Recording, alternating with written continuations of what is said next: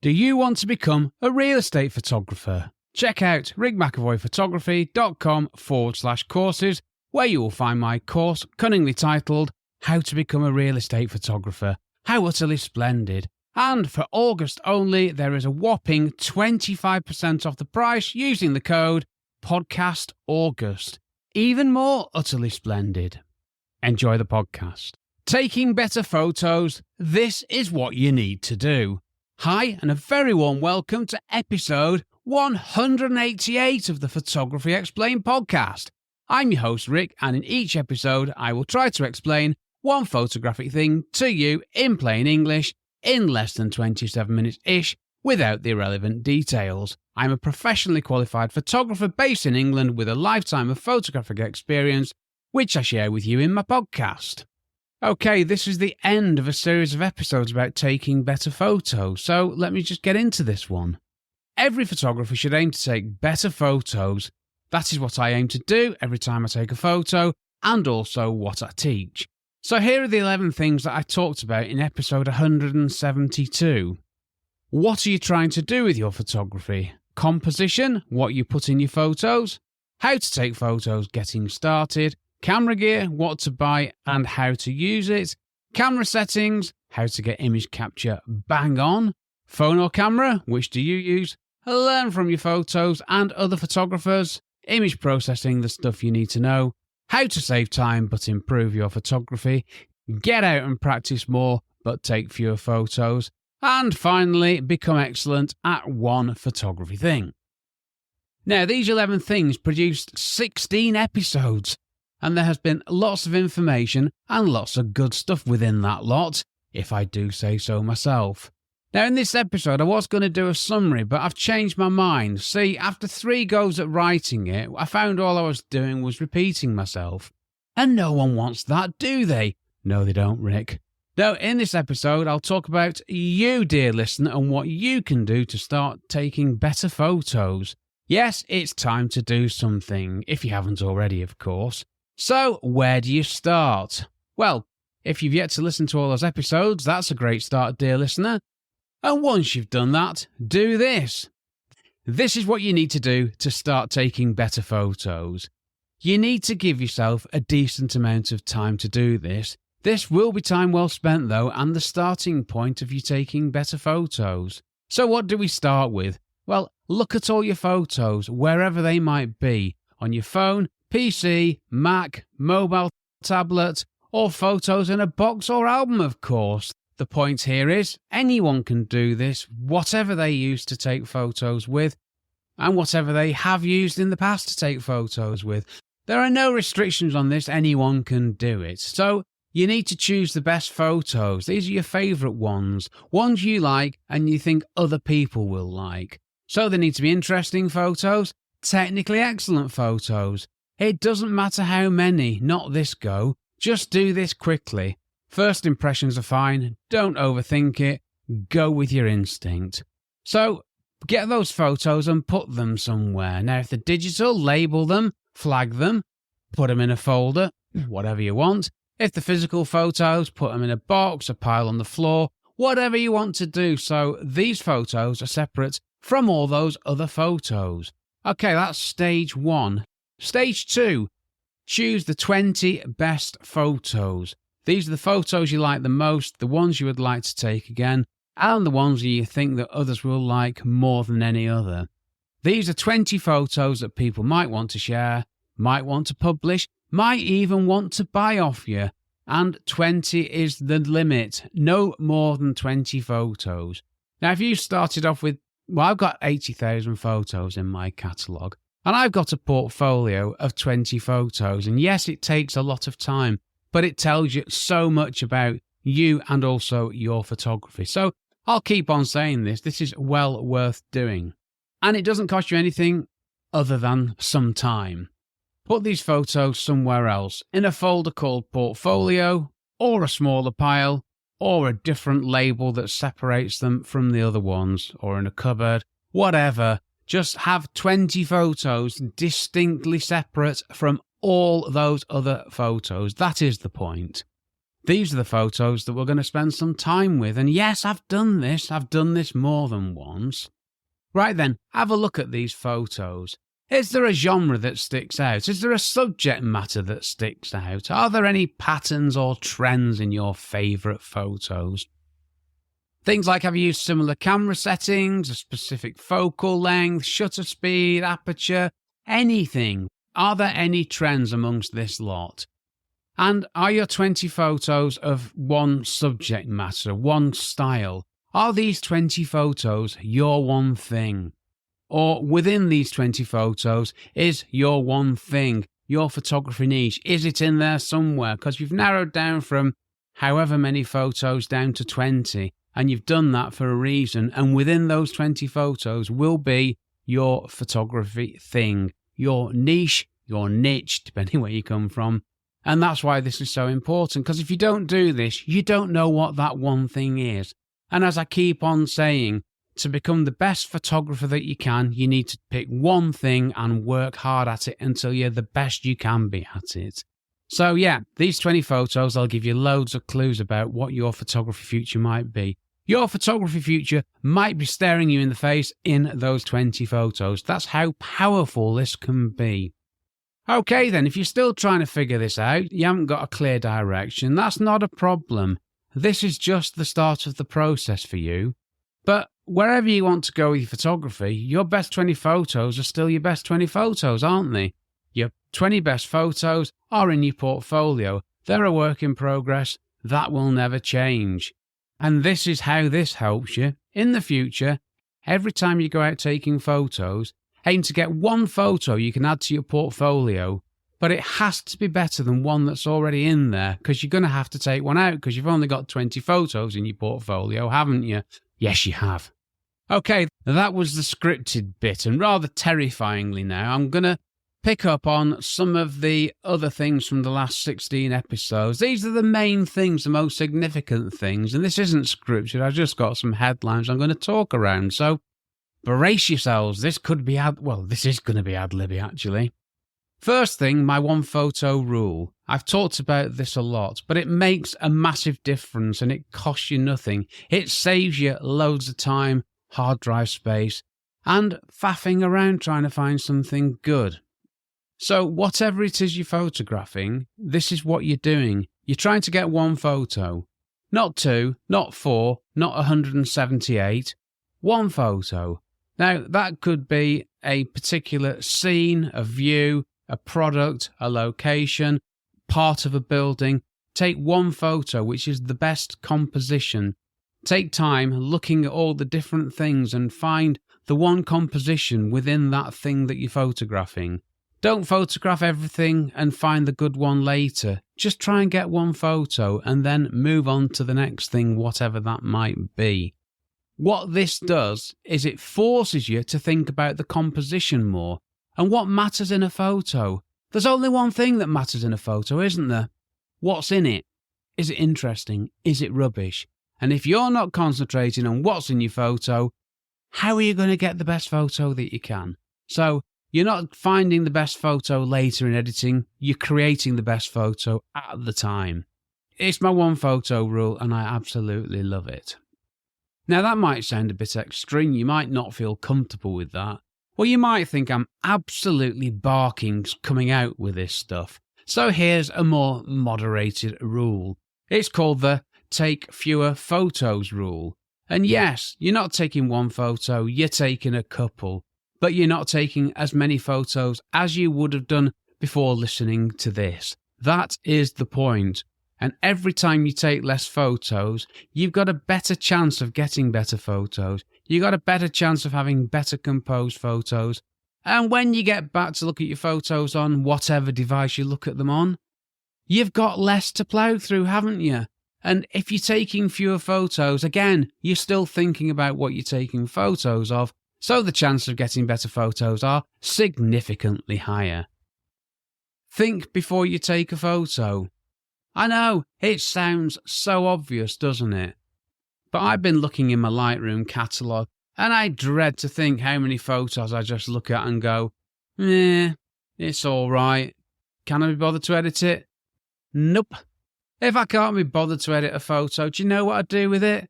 I delete it, I get rid of it. What is the point of having photos I can't be bothered to edit? If I can't be bothered to edit a photo, why should somebody else look at that photo? And now I've gone off the subject of think before you take a photo. The can't be bothered to edit it was in one of the episodes. It's a great question to ask yourself. But to get over the problem of having a load of rubbish photos, think before you take a photo. Right, moving on, Rick. Come on. Try to take great photos, not good photos. No one goes out with the deliberate aim of taking bad photos. I'm saying that. I wouldn't have thought so, but if you do, let me know and tell me why and tell me how it's going for you. No, but rather than just trying to get a little snapshot, spend some time and thought on trying to get the best photo that you can. Think about it. And to help you with this, look at what other people have done, other successful photographers. That'll help you. It's all about thinking, isn't it? About thinking about what you're taking a photo of, rather than just lifting your camera to your eye, pressing the shutter button, and moving on to the next thing 2 feet away. Okay, portfolio swapping. It really helps focus the mind. No pun intended. You got 20 photos in your portfolio, haven't you? Yes, you have. And every time you're going out taking photos, you're trying to get a photo to put into your portfolio, aren't you? Yes, you are. So what you got to do is take a photo that is better than a photo in your portfolio. That is the intention. That is the point of portfolio swapping. Now, you're not going to do it every time you go out to take photos. It's not always going to happen. If only life was that simple. If that was the case, my portfolio would be amazing rather than pretty good. I think I'm okay saying I think it's pretty good because I've got an associate in the British Institute of Professional Photography with it, so I think I'm all right saying that without blowing my own trumpet, aren't I? Moving on, take photos of things you like and things you're interested in. Don't choose your one photography thing to be something you don't like, something you're not interested in, something that you can't be bothered to edit the photos of. That would be a bad choice to make, wouldn't it? No, photograph things that you're interested in, things that you like, because if you do that, you'll enjoy taking those photos more and you'll make a better job of it. If you don't like what you're photographing, and I've done this, it becomes a real grind. It's hard work and you don't get the best photos. You just don't. So take photos of things you like. Nice and simple, isn't it? Next one, don't worry what other people think. I could talk about this for days. Other people's opinions, do they matter? No, they don't. It's a horrible world out there, especially this online world where there's no accountability for saying something. People say things online now that they wouldn't say to your face in the street, would they? So ignore people, but listen to the people who know. If you get a comment from an expert, listen to it. If you ask for a critique of a photo or photos from an expert, listen to them, take the feedback in. But if it's just some online idiot, ignore them. In fact, sometimes negative feedback can be a good thing because it might mean you've done something well, something different, something maybe controversial, something thought-provoking. But don't let these people get you, okay? Right, don't worry about manual mode. In manual mode, on a camera, you set the aperture and the shutter speed, and the exposure that you get is a direct result of those settings. The camera doesn't do anything other than capture the lights using those settings. So if it's 78 stops overexposed, that's what you get. But you will hear people say, to be a real photographer, you've got to use manual mode. No, you don't. You don't have to use manual mode. But I will say this, learn how to use manual mode. Because if you learn how to use manual mode, it will help you in those times when you need it. I use AV mode all the time. I select the aperture, the camera selects the shutter speed, and my ISO is normally 100, which is the lowest ISO on my Canon 6D. I don't use manual mode unless I have to, because it's going to take me longer, and I don't need that for what I'm doing. But if I need it, I know how to use it. I know inside out how to use it, and it helps me. So you don't have to use it, but please learn how to use it so it's there when you need it. It's just another tool in your toolbox, and it's not a stick to be beaten with. Did that analogy work? Get a camera. Yes, get a camera. You can take better photos with a camera than you can with a phone. And I'm rather surprised that absolutely no one has disagreed with this since I came out with this big, bold statement some months ago. Nobody has said, no, you're wrong, you can get better photos with a phone. No one at all, which is reassuring. Find your one thing. Yep, talked about that a lot. If you're photographing everything and anything, you're not going to get very good at anything, are you? In the last episode, I listed out some of the things that I've photographed. I'll give you the range of things I was photographing. Not all of them. I'll show you the variety. Okay, personal injuries. I photographed a man's cut hand. Car damage, 15 quid a job. Houses that are going up for sale, where I had to do floor plans as well. Got paid a pittance for it. A celebrity chef. Yes, a celebrity chef. A wedding. Headshots, corporate events, sporting events, and buildings. Now, a lot of those things need a different set of gear to that which I use for photographing buildings. And when I was photographing everything, I was average. I was technically competent. I could produce a technically correct photo of pretty much anything. But my photos were average at best. They were boring, they were functional, and I wasn't progressing. When I decided to focus on photographing buildings only, that is when things started to improve. Up to that point, I got to a technically competent standard. I could produce quality images, but they were average and functional. No, it's when I found my one thing and went for it, and that alone, that's when the big improvements happened. And there's all sorts of other side benefits, which I've mentioned in other episodes too. Like, you don't need as much gear. You can refine your workflow to within an inch of its life. Your image processing becomes better, quicker, more efficient. Everything improves. And it doesn't mean you have to stick with that one thing forever, but you need to get the best that you can be at that one thing before you move sideways onto other similar related things. That makes sense.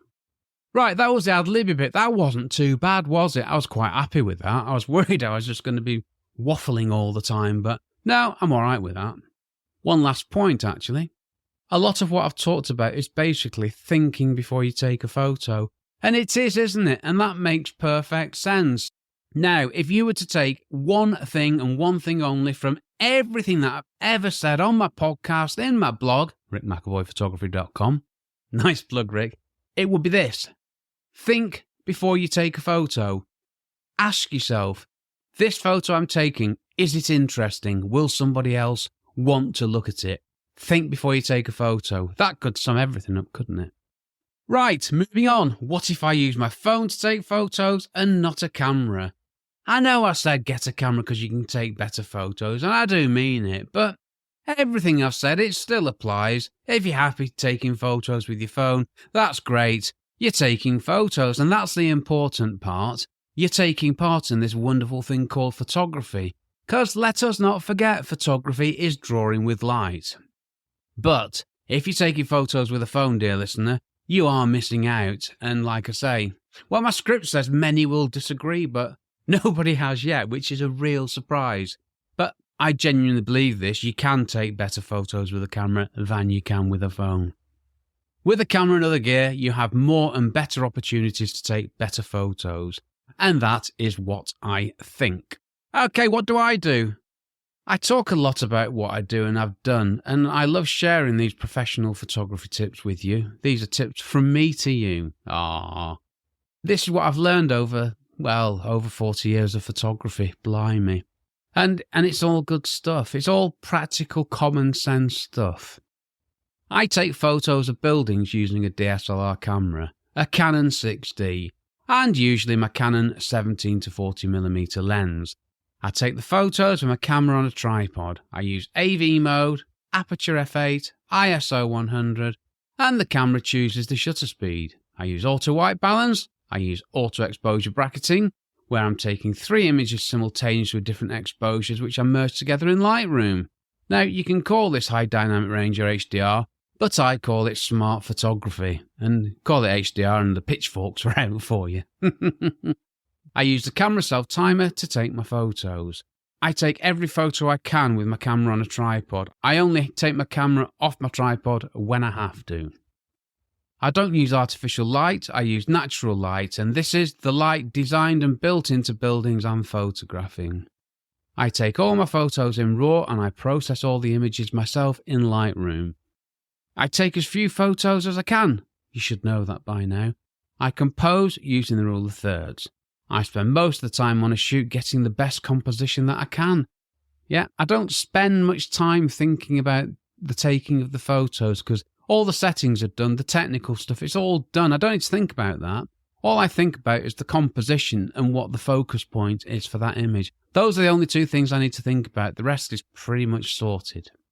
I also use an Olympus EM5 with its wonderful 12 to 42mm pancake lens for my travel photography. This is my general day-to-day lens. I also use a 12 to 40mm lens and a 40 to 150mm lens. I might use a tripod or I might not. But if I'm taking photos handheld, I very carefully press the shutter button to get the sharpest photos I can with my camera held at eye level while I look through the viewfinder. Yep, call it old school, but that's how I roll. And for my landscape photography, well, I can use either. It just depends. Landscape photography is my fun. That's just me taking photos for me. Yeah, sure, I might use them for business uses, but it's just me doing what I want. No one's paying me to do it. That's another story. No, it's just being done for me, so I can do whatever I want and choose whichever camera I want. And with my landscape photography, I'll use whatever mode I want. I'll take the photos however I want, but I will still use the one photo rule. So when I'm photographing a sunrise, I'll try to get one photo. I got the entire duration of a golden hour, and I'm trying to get one photo. That's it. And I take these photos the same way I take my photos of buildings, sunrises that is. Other stuff, I just give myself freedom to do whatever I want because experimenting and getting things wrong is a great way of learning. Well, having said that, I've got so many things wrong in the past, I should be a genius now. With landscape and travel photography, I aim to take enough photos to capture the essence of a location and to create great memories for me. But it's only one photo of each thing I'm photographing. Yes, I really do only take one photo of a thing. And I even get prints of some of these photos too. And I also use a camera rather than my phone to take photos because, do you know what? I don't like taking photos with my phone. Not anywhere near as much as I do with my cameras.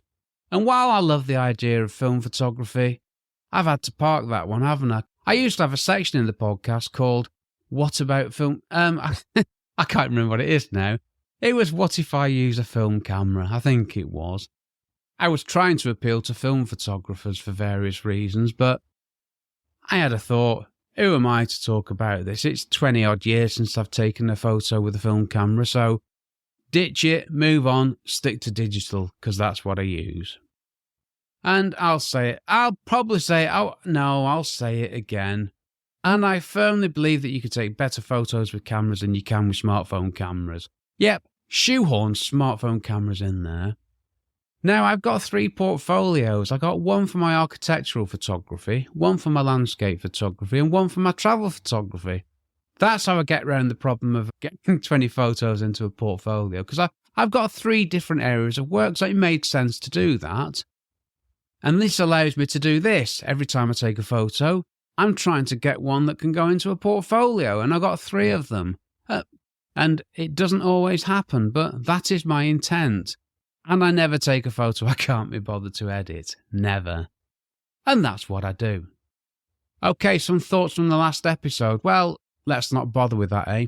This episode is pretty much the thoughts from the last 16 episodes, so just one thing to say here. Enjoy your photography. There's no need to worry. It's a thing to enjoy. Do what I tell you, and let me know how you get on. It'd be lovely to hear from you.